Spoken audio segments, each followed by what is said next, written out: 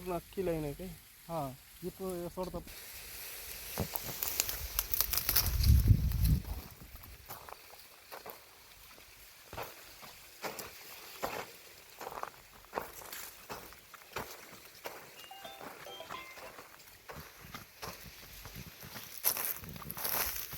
हां चल भाऊ. हो ते पत्रकार साहेब आले ते समस्या असते.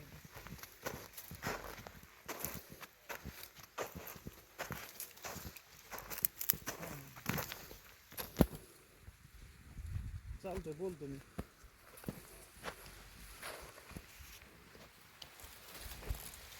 असं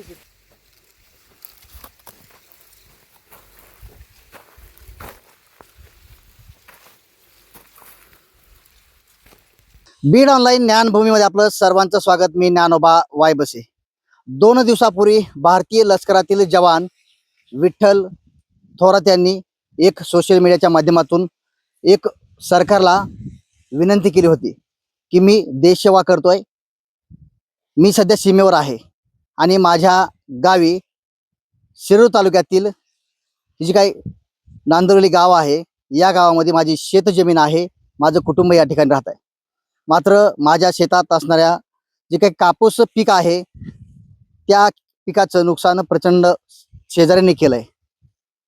तणनाशक फवारून कापूस पीक काही ठिकाणी जाळण्यात आलंय असा आरोप केला आणि त्यानंतर महाराष्ट्र पोलीस यांना आणि राज्याचे गृहमंत्री मुख्यमंत्री देवेंद्र फडणवीस यांना एक आवाहन केलं होतं.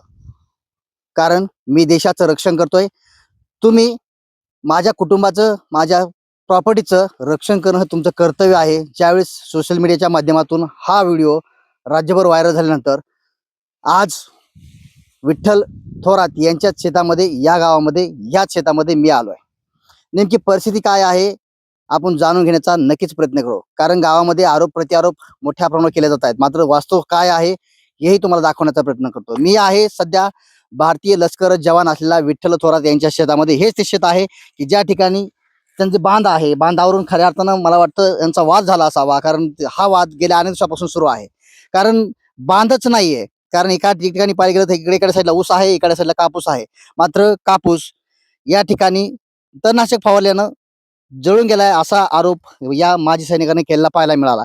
खऱ्या अर्थानं पाहिलं गेलं तर थोरात यांचं कुटुंबीय आहे माझ्यासोबत, त्यांचा भाऊ आहे, त्यांचे वडील आहेत.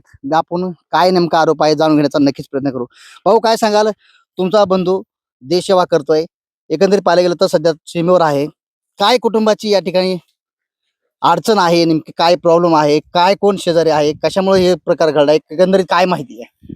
माझा जो शेजारी लगतचा आहे रवींद्र रामकृष्ण देगुंडे यांनी जाणीवपूर्वक तर झाडं जाळलेले आहेतच, पण अगोदरची आमची तक्रार दिल्याच्या नंतर ते झाडं जळालेले झाडं उपटून नेऊन आमच्यावरतीच पुन्हा खोटे गुन्हे दाखल करतोय.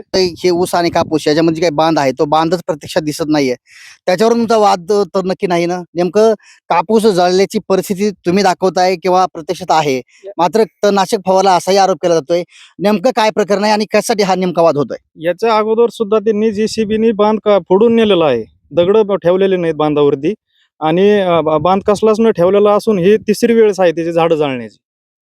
आणि आता तुमच्या बंधूंनी ज्यावेळेस राज्य सरकारला, पोलीस प्रशासनाला एक विनंती केली होती की माझ्या प्रॉपर्टीचं रक्षण करा, माझ्या कुटुंबाचं रक्षण करा, इथं कोणी आलं होतं का?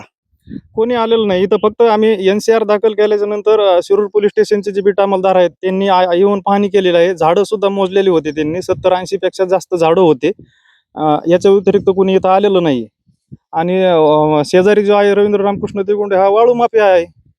वाळू माफिया असल्यामुळे तो गावगुंड आहे. विनाकारण शेजाऱ्या पाजाऱ्यांना भरपूर त्रास आहे. आता सुद्धा पाठीमाग 307 प्रकरण चालू असताना चालू तर आहेतच, पण त्याच त्यांना न्हावी समाजाचे जे गोरगरीब आहेत वखरे, त्यांना सुद्धा मारहाण केलेली आहे त्यांनी. गावगुंड आहे, माझी भरपूर ओळख आहे, इकडं असं आहे तसं आहे म्हणून सर्वसामान्यावर गोरगरिबावर त्रास चालू आहे त्याचा. तुम्हाला जिल्हा पोलीस अधीक्षक नवनीत कावत हे जे काही कर्तव्यदक्ष पोलीस अधिकारी आहे, पोलीस प्रशासनाला तुमच्या भावानी मदत मागेली आहे, काय मागणी असेल तुमची पोलीस प्रशासनाकडे? एकंदरीत पाहिलं तुमच्या सुरक्षा दृष्टिकोनातून काय सांगाल? आम्हाला न्याय द्यावा आणि हे जे असे गावगुंड माजलेले आहेत प्रत्येक गावामध्ये झालेले वाळू माफिया, यांना योग्य तो धडा शिकवावा हीच आमची कावत साहेबाकडून मागणी आहे. नक्कीच पाहायला गेलं तर मी सध्या या शेतामध्ये शेतात असताना जे काही थोरात कुटुंबीय आहे, प्रमुख आहेत, फौजी आहेत, त्यांचे वडील आहेत. काय भाऊ काय सांगाल, किती दिवसाचा वाद आहे? सध्या पीक आलेत, शेतकरी दुहेरी संकटात आहे. एकीकडे पाऊस नाही, एकीकडे शेतकऱ्यांना अशा परिस्थितीला तोंड द्यावं लागते. काय सांगाल? हे आमचा वाद बरेच दिवसापासून चालू आहे. हे जी बांध भरून नेला त्यांनी, हे पाठीमागे जी लिंबाचे झाड आहेत त्यांनी लावलेले नाहीत, आम्ही लावले नाहीत. ते बांधावर झाड आहेत. तिथून तुम्ही नीट उभा बघायचा की हे आमच्याकडे झाड त्यांच्याकडे आहेत का आमच्याकडे आहेत. हे सारा बांध त्यांनी फोडून नेलेला आहे आणि आमच्याकडं आम्ही आमच्या हद्दीत लावून दगड लावून ठेवलेले आहेत आणि त्यांनी ते पुन्हा परत ते पाईपलाईनीने त्यांनी ते खांदून ते कपार पाडतात आमच्या सरकीला आणि सरकी जाळलेली बी. आता काय मागणी असेल पोलीस प्रशासनाकडे जेणेकरून तुम्हाला न्याय मिळेल? आम्हाला त्रास देऊ नये बा त्यांनी, आमचं एवढंच म्हणणं आहे. आणि असा त्रास दिल्यावर मग आता ते धमकी देतात, आम्ही भोसकून टाकू, पुढे जीव मारू, अशी त्यांची आम्हाला दमदाटी आहे. आणि ह्या दमदाटीमुळे इतकं आमचं रान खातात ते पलीकडे. जय हिंद, जय त्रिदल.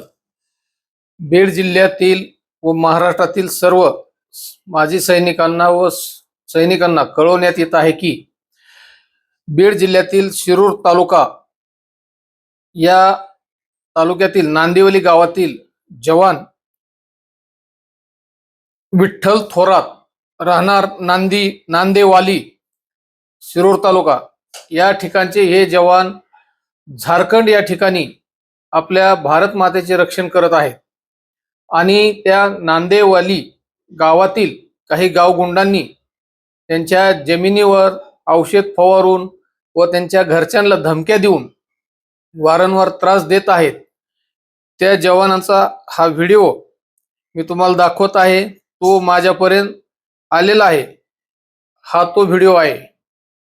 जर एक भारताचं रक्षण करणाऱ्या जवानाला आपण त्याचे कुटुंबाला सुरक्षित ठेवू शकत नाही किंवा संरक्षण देऊ शकत नाही, तर अशा भारतामध्ये नाज आहे त्या पोलीस सिस्टमवर किंवा या बीड जिल्ह्यातील शिरूर तालुक्यातील पोलिसांवर. मी तुम्हाला सांगू इच्छितो, आपण आपल्या ठिकाणी ड्युटी इमानदारीने आपल्या भारत मातेचं रक्षण करा. तुमच्या कुटुंबाचं संरक्षण करण्याची जबाबदारी आमची आहे. आम्ही यासाठी त्रिदल सैनिक सेवा संघाची स्थापना केलेली आहे. मी विनंती करतो बीड जिल्ह्यातील कलेक्टर साहेबांना, SP साहेबांना, तसेच शिरूर पोलीस स्टेशन मधील PI साहेबांना, आपण जाऊन तिथं पाहणी करून आलात. सत्य काय असेल ते तुम्हाला माहित आहे, पण अजूनही तिथील त्या गुंड प्रवृत्तीच्या माणसावर तुम्ही कसलीही कारवाई केलेली नाही. आम्हाला असं कळलंय की त्याचे वाळूचे धंदे आहेत, तो दोन नंबर मध्ये पैसे कमवतो आणि तो गुंड प्रवृत्तीचा माणूस आहे असे आम्ही माहिती घेतली. मग हे पोलीस प्रशासन कोणाच्या दबावाला बळी पडत आहे याच्यावर आपण माननीय SP साहेबांना मी विनंती करतो, जर या जवानाला 4 दिवसाच्या आत आपण न्याय नाही दिला तर ही त्रिदल सैनिक सेवा संघाच्या माध्यमातून फार मोठं आंदोलन केलं जाईल आणि त्रिदल सैनिक सेवा संघ पूर्ण ताकदीनं या जवानाच्या पाठीमागे राहील आणि त्यांच्या कुटुंबाचं संरक्षण करील. त्यावेळेस काही अन्यथा उचित प्रकार घडला तर त्यास जबाबदार प्रशासन राहील असे मी आपल्याला त्रिदल सैनिक संघटनेच्या माध्यमातून आपल्याला विनंती करतो की लवकरात लवकर त्या जवानाच्या घरी जाऊन काय ते रीतसर चौकशी करून त्या कुटुंबाला न्याय द्यावा अशी मी पुन्हा एकदा कलेक्टर साहेबांना, SP साहेबांना व शिरूर मधील पोलीस स्टेशनचे इन्चार्ज PI साहेबांना मी विनंती करतो, लवकरात लवकर या जवानाला न्याय द्या. त्यांचं कुटुंब भयभीत झालेलं आहे. आपल्याकडे त्यांनी रीतसर अर्ज केलेला आहे. त्यामुळं जर 4 दिवसाच्या आत त्यावर ऍक्शन नाही घेतली तर आम्ही त्रिदल सैनिक संघटना नक्कीच त्या जवानाच्या पाठीमागे आहोत. त्यांच्या कुटुंबाचं संरक्षण करण्यात आम्ही सक्षम आहोत आणि आम्ही नक्कीच रस्त्यावर उतरल्याशिवाय राहणार नाही. एवढंच बोलतो आणि